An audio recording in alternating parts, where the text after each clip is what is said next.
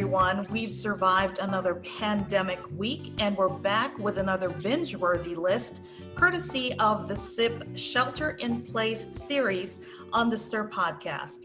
I'm your host, Trish Muyco-Tobin. And help me welcome our guest co-host, author, entertainment maven, and sitcom producer, Debbie Baldwin. Hello, Debbie. Hey, Trish. Very excited to be here this week. I know. This is going to be a really fun list to talk about. The topic it was just fun, Deb. And, we were talking off air about how really, to me, it seemed like such an impossible task to pin down and narrow down this list. Because, Deb, this week we're literally rounding up the bad guys. Yes. We are talking about our top movie villains of all time. And I'm just thinking, it seemed like almost all movies they have an antagonist. And so how evil they are, I guess, depends on the intensity of the film. So how did you manage to pin this list down to your signature top 11? Well, as you said, it's nearly impossible. And even with the parameters I put on this list, it was still nearly impossible. But this list, okay, so we're doing the best movie villains. And in my head, I've divided them into the best movie villains and the worst movie villains. Meaning that this list is the best, worst movie villain. Okay. The villains you really want to see meet an awful demise. The villains that you love to hate, and as opposed to the villains, we were talking about Miranda Priestley in The Devil Wears Prada, or there's a bunch of other examples where you think I'd like to see their a movie More that features them, like a spinoff. Yeah. So this, with a few notable exceptions, is the list of villains that you really don't root for and really, really want to hate. All right. Really bad guys. So keep that in mind, folks, as we're going down the list. So Deb, as you know, the American Film Institute has an official greatest villains list of all time, greatest film villains of all time. And I was amazed how your villains have kind of, followed a pattern in terms of just, really the American public, as you say, either really, really hating the villain or maybe loving the villain. And so the way I organized it, because it was kind of tricky how to present this, I thought we'd follow along the AFI list in terms of how great this villain is considered. And we're going to count down, of course, to the top villain of all time. Great. So, and I have to say, I rarely agree with AFI's lists. I'm always kind of looking it over, and I know a lot of, if you're really into music, people feel that way about Rolling Stones lists. Yes. And if you're really a film lover, you kind of think, what? You gotta be kidding me. How can this movie be so low? Or how can this movie be so high? But their list of villains, I have to say, was pretty spot on. I thought so too. And so our first villain on the list was number 46 on the AFI top villain list. Okay. Deb, this guy was described as a German terrorist mastermind and thief who just happened to hold up Nakatomi Plaza during a holiday Christmas party in order to steal hundreds of millions of dollars in company bonds. And we are talking, of course, about Hans Gruber. Hans Gruber from Die Hard, who is portrayed by the late, great Alan Rickman of Harry Potter fame, if people don't know the name. Yes. He was Snape in Harry Potter. And actually, a lot of people probably don't know this, Die Hard was his first big screen role. Yes, it was. Exactly. It was his American film debut, because prior to that, he was just really, well known on British TV and on stage over there across the pond. But yes, Die Hard was his introduction to Yes, to and a lot of great villains have a line that sort of resonates with you, whether it's a, an I'll be back or something like that. But the line in that movie that always really stayed with me was when John McClane, Bruce Willis's the character's wife, who's played by Bonnie Bedelia, figures out what's going on with these terrorists, and she looks at him and she says, "You're nothing but a common thief." And he looks at her and he says, "I am an exceptional thief." And I'm like, he was so fantastic in He that sure role. was. And Yes. And yeah, speaking of Bonnie Bedelia, who plays John McClane's wife, so apparently Bonnie and Alan grew pretty close during filming, Deb. They would eat their lunches together. And so Bonnie, during an interview, had mentioned that every time somebody brings up the film Die Hard, the first thing she thinks about is Alan Rickman, because they had forged such a bond during filming and, became really good friends. that's neat. And he, obviously had a great performance in the very popular film Love Actually. Yes.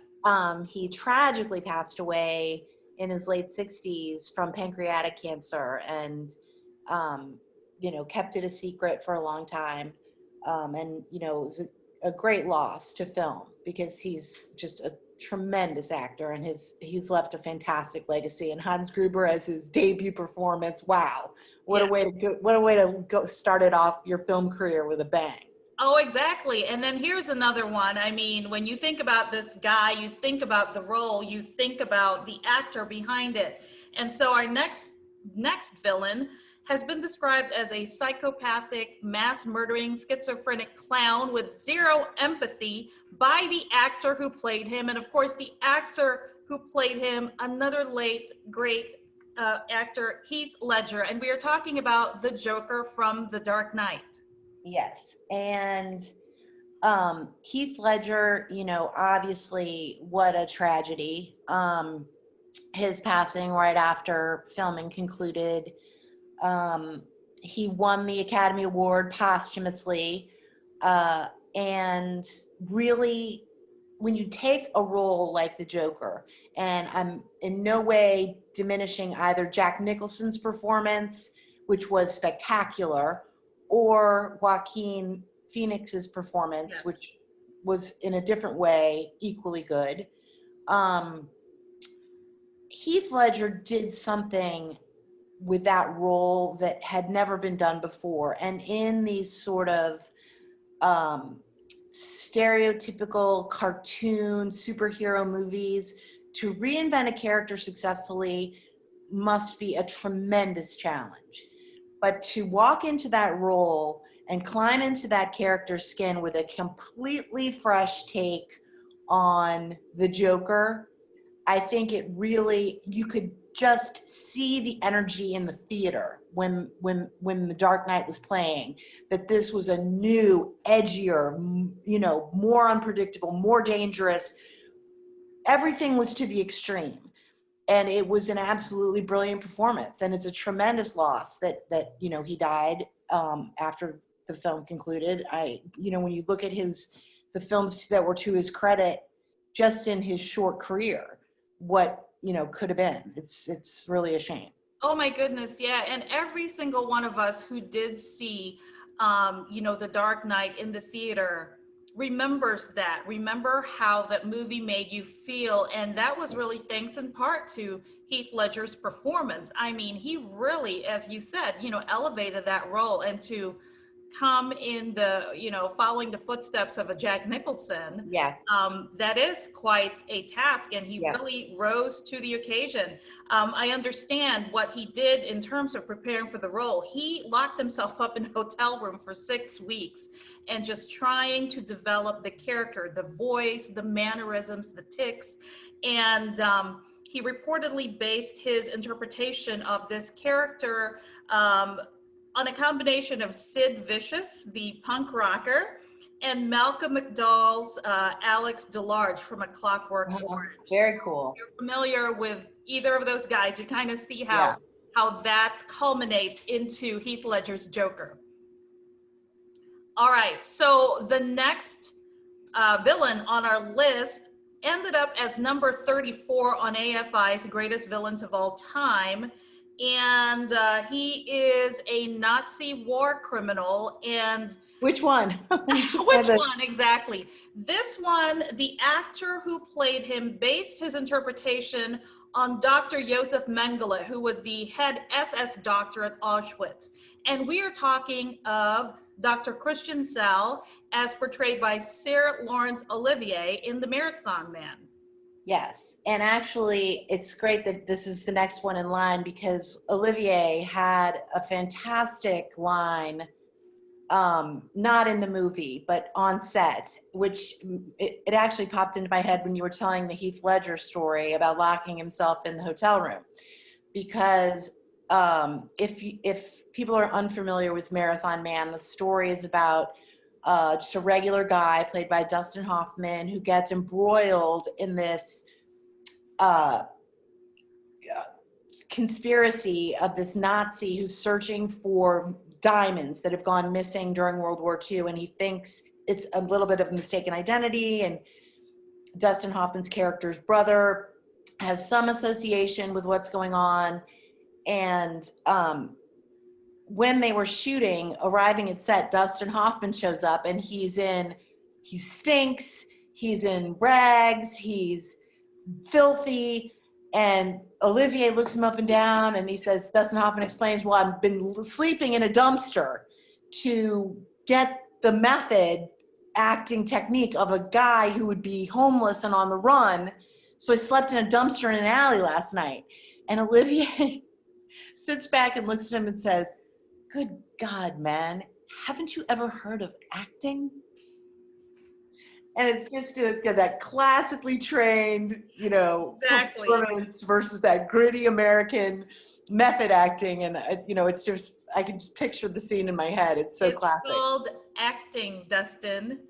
Oh my gosh. And so this movie, Deb, I didn't know this, but this was during the time that Sir Lawrence was battling cancer when he shot this movie, when he was considered the front runner for this role. But the studios kind of balked at the idea because they were thinking that nobody would insure the actor at the height of his illness. And but the producer, I believe it's Robert Evans, the producer, and others with him decided, no, this was too important. They really wanted Olivier in the role. So you know what they did? They actually got the British House of Lords involved to put pressure on Lloyd's of London so that they are able to insure Britain's greatest living actor at the time. And it worked out. Their gambit worked out. And so Sir Lawrence was insured. And, I don't know if this was connected to it, but apparently after filming, his cancer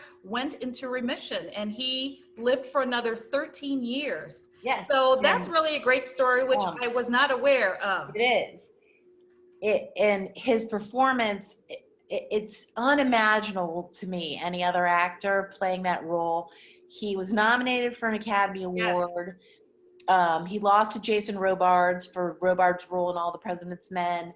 But Olivier, who is the Nazi, as you said, based on Mengele, and his method of interrogation is drilling teeth, which, I mean, if you watch it's one of those movies that just sort of keeps you up at night afterwards. And there's a scene in the film when the Olivier character, Dr. Zell, is walking down the street in Manhattan, and this very old Jewish woman with a tattoo of Auschwitz or Dachau on her arm recognizes him on the street. I just gave myself complete goosebumps. I don't know if you can see them. Yeah. She starts pointing at him and calling him out, and it is such a bone-chilling film, but what a great suspense thriller. I mean, if you have not seen Marathon Man, rent it, get it. I've only seen bits and pieces of it, and I'm going to have to sit down and watch the whole thing because, my gosh, how could I not after that? Yeah. All right, so our next villain appears as number 28 on the AFI list. And he is a convicted rapist who can't seem to let go of his grudges to the point of obsession. And the actor who played him also kind of calls him a homicidal sociopath. And that is, of course, Max Cady, as played by Robert De Niro in Cape Fear. And I have to say, I have not seen the original Cape Fear with, I think it's Robert Mitchum that plays the part, who I think is also on the list, on the AFI list. I can't imagine anyone other than De Niro playing the role. It is so brimming with violence at every moment. The character is so terrifying. From the very first scene, Deb. I mean, it's a hideous film to watch, because you're building up to this confrontation, and you know it's going to happen, so you're just in your seat like it's and De Niro is all, tatted up, and he's an ex-convict. That's the famous, they've spoofed it a million times and all on The Simpsons. The De Niro character doing the pull-ups in prison with the tattoo on his back, flexing, and Seinfeld famously spoofed it. And so, yeah, that was the first indication that this was not going to be a fun movie to watch. Like, you really can't settle in with your popcorn and relax, because you're right. You're on the edge of your seat the entire time. Yeah. Oh God. Yeah. I still remember what I felt like for that entire movie. Yeah. You just never knew what he was going to do. I mean, there's a scene where a woman kind of picks him up in a bar. Yeah. And it is one of the most horrifying things in the audience to be sitting there going, not doing, you want to start yelling at the screen. Yeah, exactly. If you remember how Max Cady sounded like, De Niro developed this unique accent, kind of Southern, kind of weird. So the accent that he came up with reportedly freaked out Martin Scorsese, who directed the film. And so as a joke, Mr. De Niro would leave voice messages on Scorsese's voicemail telephone machine with Max Cady's voice, just to freak him out. I would run out of the house screaming if I got a message from Max Cady. Also, you just have to love the fact that De Niro has that kind of playful side, because you see these intense roles he plays, everything from Taxi Driver. I mean, it's Raging Bull. You're like, oh, the guy has a fun side. Right, exactly. That's why, we've talked about this before. It was kind of refreshing to see him in Meet the Parents, because you can finally relax watching a De Niro movie. Yeah, exactly. All right. So our next villain, Debbie is an aspiring writer and recovering alcoholic who apparently cared deeply about his wife and young son, but didn't quite know how to show it. Also, he has psychic abilities, and apparently, and that is Jack Nicholson in The Shining. Now, I will say this about The Shining.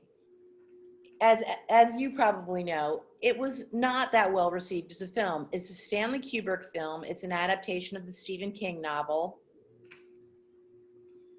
Some of the reviews were terrible.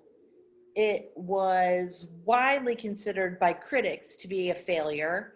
And the first time I saw it, I absolutely loved it.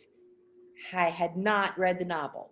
There are some differences, and Stephen King was actually quoted at the time as saying it's the only adaptation of one of his books that he can actually remember hating. Yes. Now, fast forward a decade, and all of a sudden, Kubrick, everyone's rethinking The Shining. Kubrick was a genius. Maybe we've missed something. Maybe we judged too quickly. Maybe we didn't understand the vision. And The Shining has gone through this real renaissance of opinion. It's a cult classic for sure. Nicholson's performance, which was largely overlooked, has been lauded again. Kubrick's direction, rethought, and now praised. The film had no Golden Globe nominations, no Oscar nominations. It really sort of fell flat at the time, but now is experiencing this sort of revival. And honestly, I never understood the criticism of it, and maybe it's because I had the advantage of not having read the novel first. That might be it, because I remember, Stephen King was kind of leading the charge of all that negative, you know, talk regarding the interpretation in film about his book. And so, but that movie just freaked me out so much. I don't know if you can convince me to watch it again. I know. But the line that Jack Torrance delivers is one of the top movie quotes of all time. And that is, here's Johnny. And all work and no play makes Jack a dull boy, although he didn't say it. Yes, all that. And so I learned that the here's Johnny scene almost did not make it to the final cut. It almost ended up on the cutting room floor because Kubrick, of course, lived in Britain, lived in London, and was not familiar with The Tonight Show with Johnny Carson, which the line Jack Nicholson improvised as they were filming. And so he didn't get what he was referring to, did not have any kind of, reference to the line at all. But, we're kind of glad it stayed because it's a very iconic scene from that movie. Yeah. And I'm, so glad that people have sort of reevaluated their opinion of The Shining over time, because I think it's a great, chilling, scary movie, and Nicholson absolutely deserves to be on the list for this performance. So Deb, if you are going to watch The Shining again, I want you to think about this. We're talking about how some of these actors prepared for these roles. And so what the director did with Jack Nicholson to prepare him for this role is probably one of the most unique ways I've come across in terms of preparation. Did you hear about what they did with Mr. Jack Nicholson? So Jack apparently hates loads cheese sandwiches. So 2 weeks before filming began, that is all they fed him. Cheese sandwiches for 2 entire weeks to get him in the proper mood for playing an agitated psychopath. And wow, what a genius process that was, and got the results they wanted. Yeah. I'd be like, and I hate pizza, so definitely don't feed me that for 2 weeks. And now that you know. None of that. Yes, exactly. All right. So our next villain on the list, only one of a couple of female villains on the list. This one happens to be a communist secret agent who is plotting against the United States and also may have the hots for her son. And we are talking about Mrs. Eleanor Shaw Iceland, as played by Angela Lansbury in The Manchurian Candidate. It's number 21 on the AFI list. And I realized Meryl Streep played the role in the remake. Angela Lansbury is unbeatable. She's absolutely fabulous. And when you look at this woman that we all know as Murder, She Wrote, and sitting at her little typewriter in Monterey, California, they shot it in Monterey, but it's supposed to be set in Maine, and the Maine coast, and typing out her little lovable mysteries and solving crimes. She is so awful in this film in such a good way, as this manipulative, it's a great character, because the role of a mother is so powerful in her adult children's lives at times. And you look at Norman Bates and other stories where the mother is really screws up the kid. Oh, she was so spot on. It really gave you the heebie-jeebies to think about it. And she was only 3 years older than Lawrence Harvey, who plays Raymond Shaw, her son, in the movie, but she was so good in it. Yeah, it was so believable. It's phenomenal. Now, did you read the novel? Because the novel apparently goes beyond what we see in the movie in terms of the relationship between these two. Definitely more incestuous than it was in film. Yeah, I've not read the novel, but I did know that the novel is crosses a few more lines. Yes. I thought in the film, because of the added quality of visualizing that a film brings to a novel, to pull back on that was a smart move. In the book, it's easier to balance it and process it as a reader, I think, but you get enough from observing the gestures and the interaction on top of the words in film that they were, I think, wise to do it that way. You're right. That was enough. I mean, that's what, movies. We all got it. Yes, that's what movies do. They really challenge your imagination, and that film. Every time someone does mention The Manchurian Candidate, I think of the 1962 film.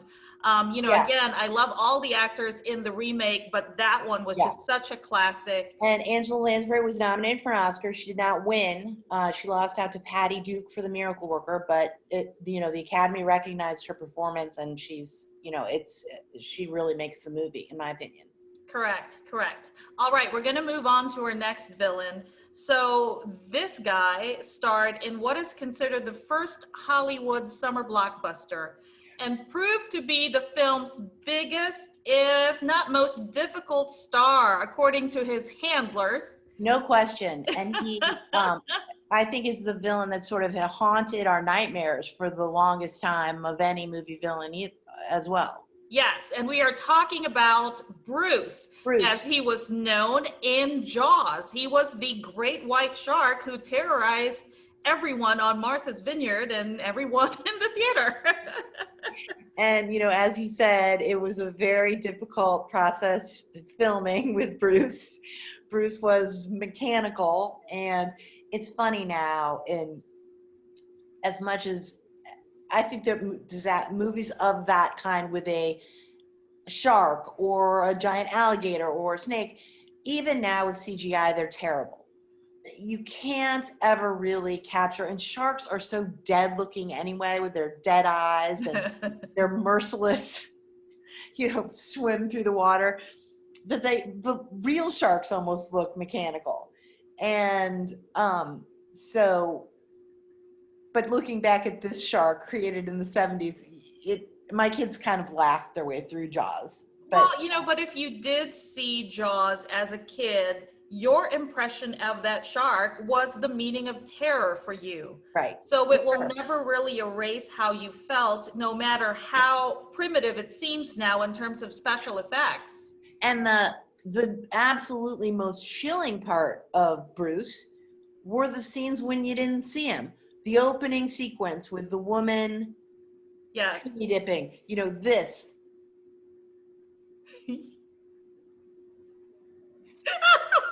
The fin, and you're like, that strikes terror, and you're sitting in the theater like, the shark's there, just that dorsal fin going through the water. That was the magic of Bruce. Right.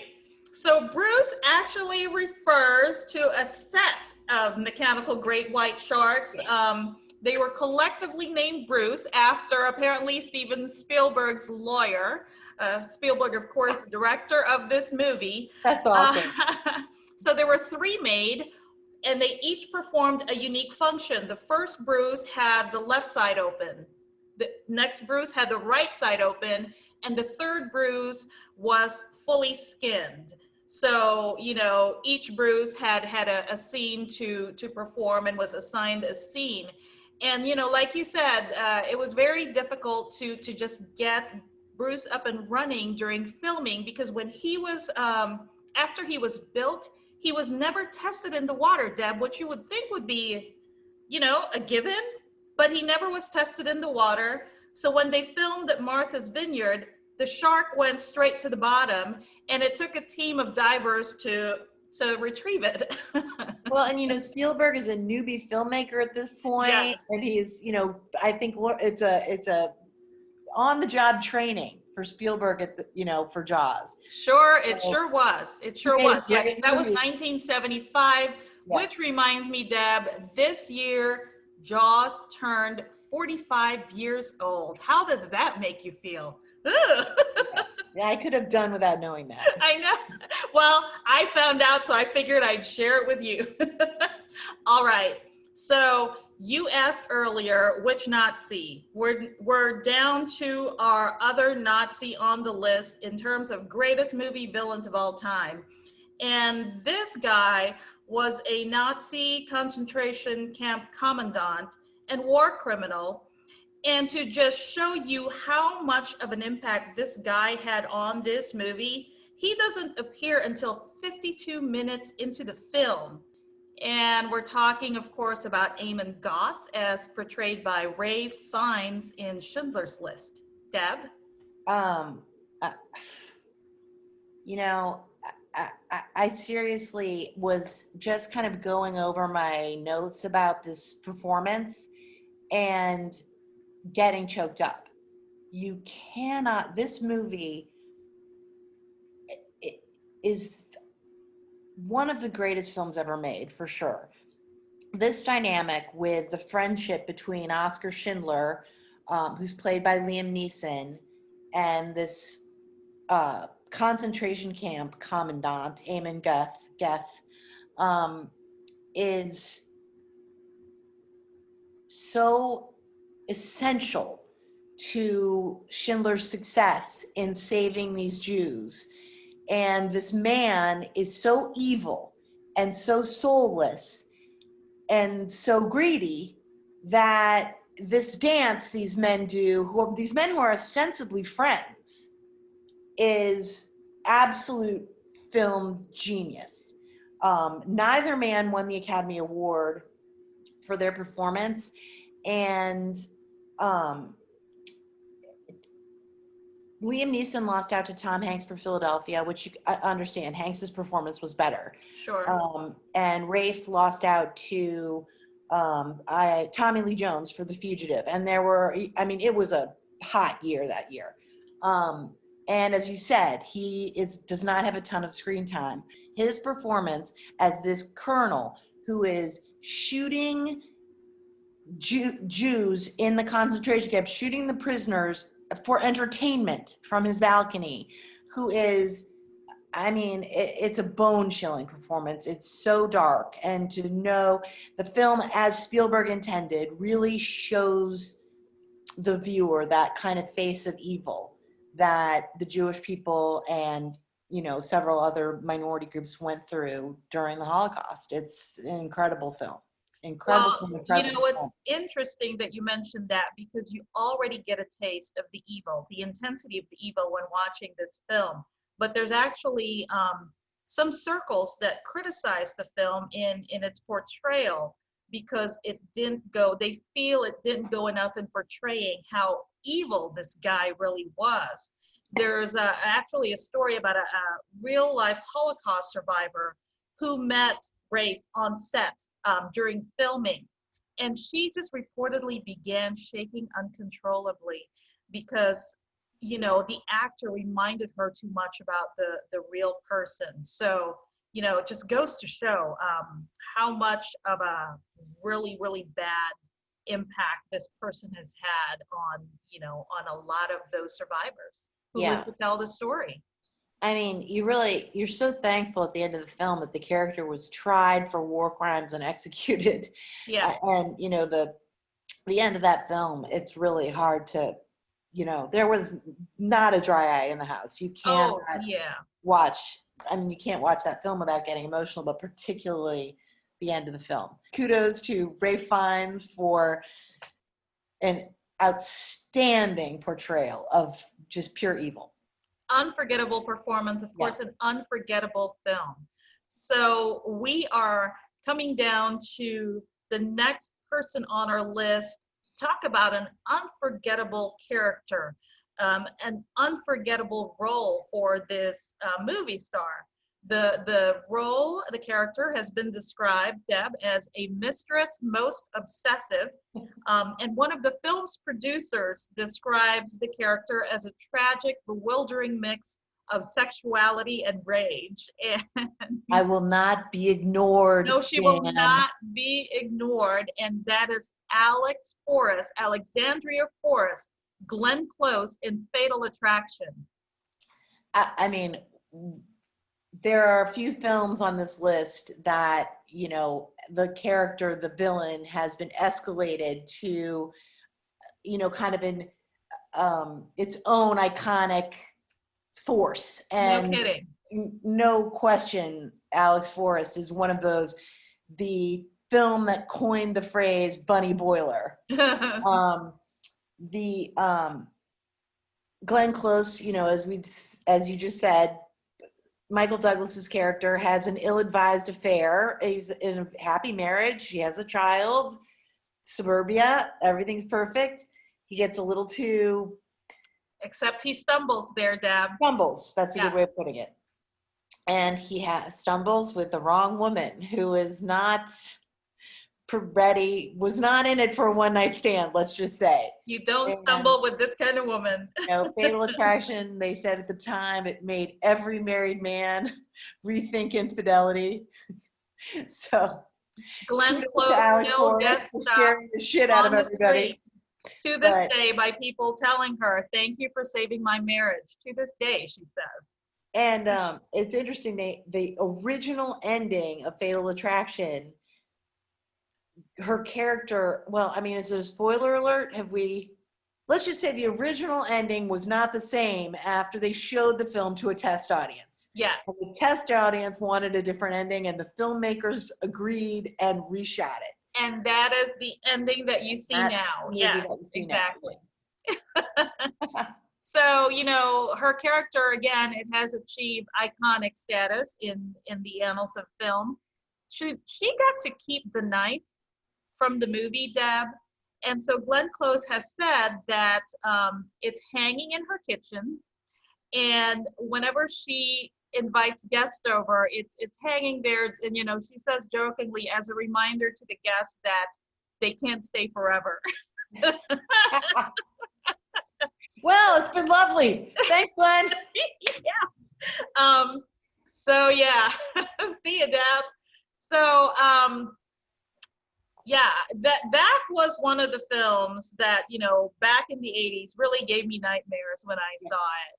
She was just so believable, so believable. Well, I know what's coming next, and I know you're transitioning nicely into talking about nightmares. Well, different kind of nightmare though, but this film, you know what? I know a lot of people are crazy about this film. It's one of your favorite films of all time. But this character was the reason I don't like this film too much.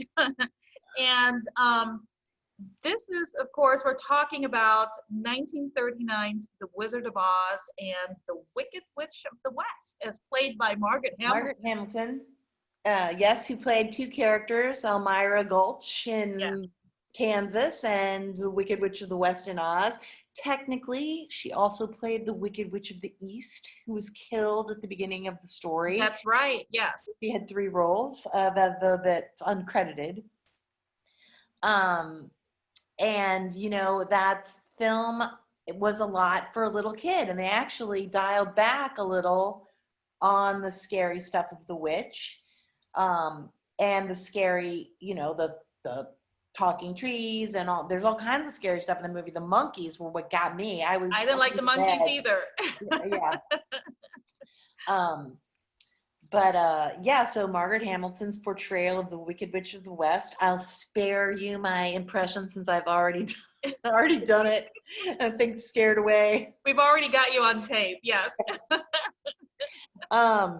Oh, you know what I thought was interesting was, you know, there's the famous scene is when she disappears in the burst of flame. Yes. And in filming, she is lowered through a trap door as the flames burst up. But the director and the producers wanted to delay the lowering of the trapdoor, the opening of the trapdoor as long as possible so that it wasn't revealed in the shot. And as a result, Margaret Hamilton suffered third-degree burns on her face and second-degree burns on her hands in staying in that trick too long, and agreed to not sue the studio. She said it would be the end she of had her a career major anyway. lawsuit going on there. But she said she knows what happens to actors in this business when they sue their studio, wisely, unfortunately, but true. And she agreed to continue filming if there was no more fire. So it's interesting that the character, the witch, was brought down by water in the end, you know? Oh man, I mean, seriously, that was a pretty serious injury. You're talking second and third degree burns. Yeah. Yeah, so, and Judy Garland had to go visit her in the hospital. I mean, it was it was a serious injury. But she is obviously, it's her only, she had a long career in film, tons of character roles. As you can imagine, with her physical appearance and her voice, she was highly sought after in a certain niche of character role. But The Wicked Witch of the West was really her big, you know, the film, the role that she's known for. And definitely, you know, from everything I've seen, it appears that she really, really considered it, you know, cherished that role. And she had appeared on Mr. Rogers' Neighborhood in an interview with Fred Rogers. And she described the character as a sad, lonely figure who lived in constant frustration, one who never got what she wanted.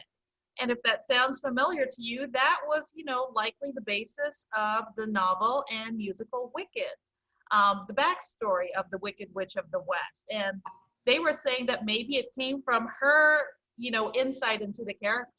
That's so interesting. And I thought it was also interesting that originally when they were casting the role, they cast a more attractive woman to play the Wicked Witch of the West. And the producers decided to rethink it and portray the witch as more evil and ugly. And the story that I read, which was so sort of funny, was Margaret Hamilton's agent calls her and says, you know, I have great news. They want you for Wizard of Oz. And she's all excited and she says, what role? And the agent says, the witch. What else? That she's so known for playing these character parts that it was that she had to chuckle at that. So, oh my goodness. All right, so Deb, roll up your sleeves because we are down to our top villain. The AFI, the American Film Institute, agrees with you. This is number one on their list. And I don't think there's a person listening who doesn't know who's coming and does not agree. Well, we'll make him guess anyway. He's a respected forensic psychiatrist who also happens to be a cannibalistic serial killer, also described as a pure sociopath, a monster who tortured animals as a child. The director, Jonathan Demme, once told the actor who portrays this character that the character was actually a good man who you know, was trapped in an insane mind. Agree or disagree, Deb? We are talking about Hannibal Lecter, and that is, of course, played by Sir Anthony Hopkins in The Silence of the Lambs. You know, Thomas Harris, the author of these books, has, if you haven't read Red Dragon, Silence of the Lambs, he is a brilliant author, and the books go into far more detail. Hannibal Lecter at one point says to Clarice Starling, who's played by Jodie Foster, these two have a pair of Oscars between them for these roles, that serial killers are not born, they are made. And Thomas Harris goes into great depth in his books with exploring that concept of what systematic trauma or torture in someone's childhood produces a serial killer. And as a result, in the books, you end up really almost feeling as much sympathy for the killers as the victims. They're very interesting books to read because you have so You start much identifying with angst them. for the villains. Hannibal Lecter, however, is an exception. He does not go into a lot of detail on what made Hannibal Lecter Hannibal the Cannibal. Anthony Hopkins, there are no words. No. The character itself was a role of a lifetime. When the description, when Anthony Held is walking the Jodie Foster character down, Dr. Chilton is walking Clarice Starling down into the prison so she can interview him for the first time, and he shows her the picture of the nurse. The audience doesn't see it, but he says he did this to her. He had a minute alone with this nurse, and he did this to her, and the entire time his pulse never got above 80. And that's your introduction to Hannibal Lecter. Oh my gosh, yeah. And yet, there's this gentlemanliness about him that, it is such a bizarre experience as a film goer to really like this character, to want him to get his revenge on Chilton after all these years of Chilton's torment in the prison. And yet he is just the vilest of evil creatures when it comes to his actions.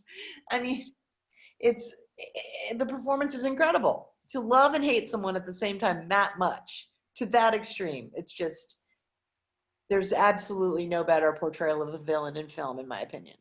And I think what made him really, really stand out in terms of the character, in terms of how creepy and scary and nightmarish the character was, were the tics that Anthony Hopkins created for the character. The fact that Dr. Lecter never really blinked, and apparently he got his idea by studying reptiles who have the same trait. They blink only when they want to and very consciously. So Hannibal Lecter blinking or rarely blinking was very unsettling. And he also studied a bunch of serial killers when he was preparing for the role. He also would attend court proceedings in which, a gruesome murder or a serial killings took place, and sit in on those and listen to the gory details. There's at least 5 or 6 shots of him from the film that I still can conjure. And, that film kept me awake at night for a month. I had to go see it again. How when you see a scary movie the second time, it kind of diminishes, it's coming, so the suspense is a little bit deflated for you. It took me seeing it another time to be able to kind of function. It was Really? so profoundly disturbing for me. I don't even know. I was in law school at the time. I was living in Charlottesville, Virginia by myself. I was terrified. Why did you do that to yourself? See, I'm the opposite. This movie I completely enjoyed. It was like a really horrifying roller coaster ride, Yeah. But it scared me so that I didn't touch it for another, few years later to see it again, because it scared the hell out of me. So I don't know how you did it, but yeah. My cabin mate, we lived in this very rural cabin at the time. I had one housemate, Jennifer Campbell. Hi, Jen, and who watches the podcast. Oh yeah, and, hey Jen. She's lucky I didn't try to crawl into bed with her, because it was, I can't even tell you. My bedroom walked out into woods with a sliding glass door. It could have been, this place could have been the setting for a horror movie. So it was doubly bad. But Silence of the Lambs, fantastic movie. Best thriller, in my opinion, ever made. And Anthony Hopkins is the best villain to date. So that's the list.